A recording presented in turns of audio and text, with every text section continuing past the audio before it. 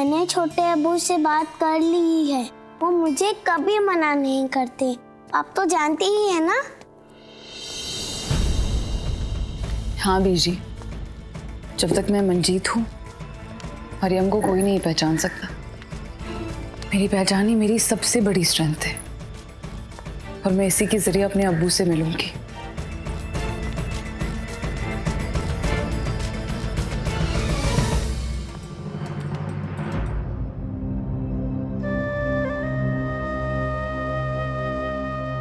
आप कहाँ रह गई थी? हम सुबह से कितना परेशान हो रहे थे। आपने कुछ खाया कि नहीं? मैं आपके लिए पाइनएप्पल जूस लेकर आती हूँ। नहीं, मैं ठीक हूँ। वो मैं कह रही थी कि तुम ना फवाद के साथ काम करना छोड़ दो, कोई दूसरा काम ढूंढ लो। तो तुम्हें इस तरह से परेशान करता रहेगा और तुम्हारी परेशानी मुझसे देखी नहीं जाती। मंजीत। अम्मी, काश ये फिक्र मंजीत के लिए नहीं मरियम के लिए होती। मैं आपसे इतनी दूर चली गई हूँ कि लौट के आने में बहुत वक्त लग रहा है, लेकिन मुझे भी उस वक्त का इंतज़ार है जब मैं अब्बू की इन्फॉर्मेशन आपको दूंगी और बता पाऊंगी कि मैंने क्यों मरियम को मंजीत की पहचान दी है।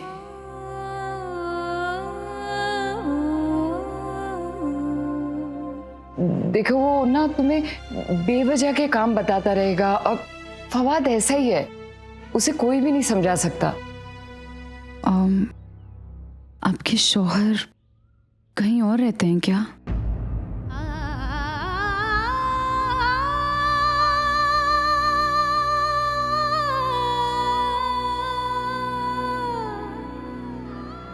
वो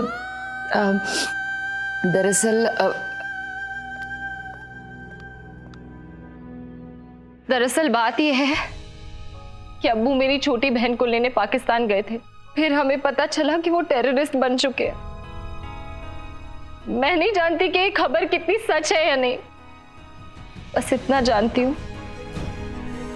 कि अब्बू अब इस दुनिया में नहीं रहे, हमें छोड़ के जा चुके हैं। वो इतनी इंफॉर्मेशन काफी आपके लिए या और खरीदना चाहती हैं?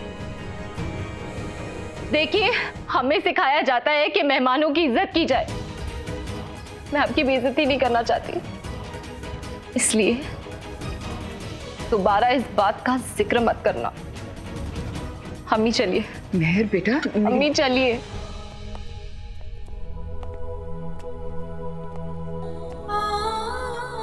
कभी किसी की जिंदगी में ऐसी सिचुएशन में आ जाए जिससे वो अपनों को समझा ना सके।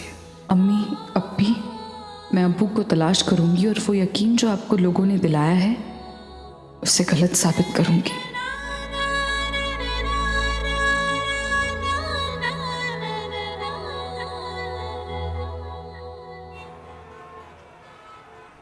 सर, ये मिनिस्टर ने हमें दावत पे बुलवाया है क्या? कहीं ये दावत की आड़ में अदावत ना निकाल ले सर। सर, ये मिनिस्टर ना बड़ी टेढ़ी खीर है, कोई नहीं जानता। शायद मैं जानता हूँ कि उसने हम दोनों को क्यों बुलाया। आज मैं एक नया रिस्क लेने जा रहा हूँ। ये रिस्क मेरे लिए बहुत हेल्पफुल हो सकता है, क्योंकि उस मजाज खान तक पहुँचना है मुझे, और ये इतना आसान भी नहीं है। अगर मैं इस टास्क में सक्सेसफुल हो गया तो उस भक्ति को मैं बताऊंगा कि असली जर्नलिज्म होता क्या है। चलिए, मंत्री जी वेट कर रहे हैं। आप सिर्फ आके रहेंगे। Okay sir, all the best.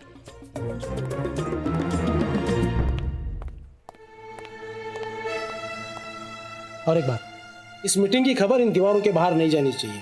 Tension मत लीजिए, मेरे अलावा और कोई नहीं है।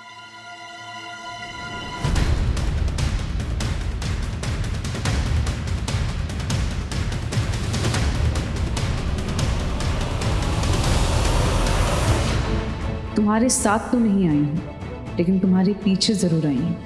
तुम मिनिस्टर के ऑफिस में जाने का प्लान कर रहे थे तो मुझे तो आना ही था। हाँ, बीजी ने मुझे जेम्स बॉन्ड नहीं कहा है, तो उसके जैसे करना पड़ेगा ना। कोई रिकॉर्डिंग या कोई स्टिंग ऐसा कुछ नहीं है ना? अगर ऐसा कुछ निकला ना तो बाद में बहुत भारी पड़ेगा तुम्हें। इतनी सस्ती डील नहीं करता मैं, समझ गए? अकेला आया हूँ मैं यहाँ पे, और मीटिंग करने आया हूँ, कुछ स्टिंग ऑपरेशन करने नहीं आया हूँ। गया ना मेरा सेक्रेटरी, देखा ना आपने। अब चले।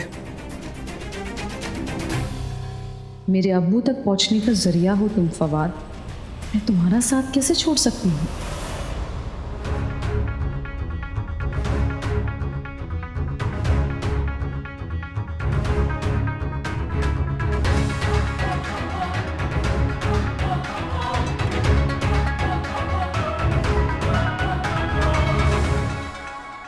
देखिए साहब, ना तो मैं कोई कमसिन कली हूं और ना ही कोई मोगरे का फूल जो आप हमें यूं निहार रहे हैं, और ना ही हमने आपको यहाँ एसी की हवा खाने के लिए बुलाया है। जाहिर सी बात है, कोई जरूरी काम रहा होगा, इसलिए आपको इतना कष्ट दिया है। पेन ड्राइव कहाँ? तुम जानते ही हो कि अगर वो पेन ड्राइव सामने आ गई तो मेरी और मेरे साथ जो भी हैं उस वीडियो में, उन सब की बहुत बदनामी होगी।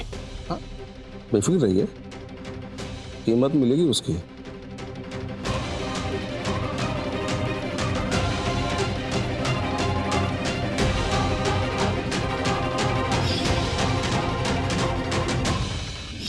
मेरा मानना है कि पैसा जात होती है और ख्वाब रिलीजन। देखिए साहब, ये धर्म कर्म की बात हमसे ज्यादा कोई नहीं जानता, इसलिए ना हमारे जूते में अपना पाँव मत डालिए। आप साफ साफ बात कीजिए, पेन ड्राइव की, पैसे की।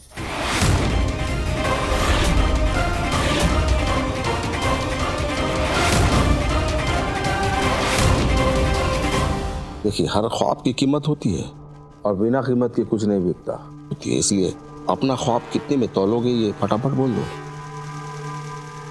मिनिस्टर जी, मेरे ख्वाबों को ना तराजू में मत तोलिए, अच्छा नहीं लगेगा मुझे। मेरे ख्वाबों को मेरे दिल के अंदर ही रहने दीजिए। मेरे ड्रीम्स मेरे दिल में रह सकते हैं, जगह है मेरे दिल में। आप बस मेरा एक छोटा सा काम कर दीजिए, मेरे न्यूज़ चैनल के लिए प्रेस कॉम्प्लेक्स में एक छोटी सी जगह सैंक्शन कर दे मेरे लिए।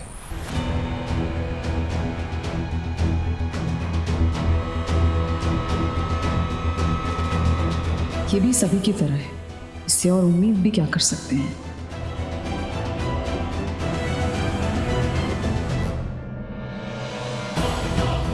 ठीक है, आज से जगह आपकी, समझिए आपके ख्वाब को पूरा करने की पहली सीढ़ी। अब बताइए, इस दिवाली के मौके पर और क्या पेश करूं आपकी खिदमत में? बाकी सब मैं कर लूंगा मंत्री जी, मुझे आपकी जरूरत नहीं है। बस एक बार वो पेन ड्राइव में जो कतार है उससे मिलना चाहता हूँ।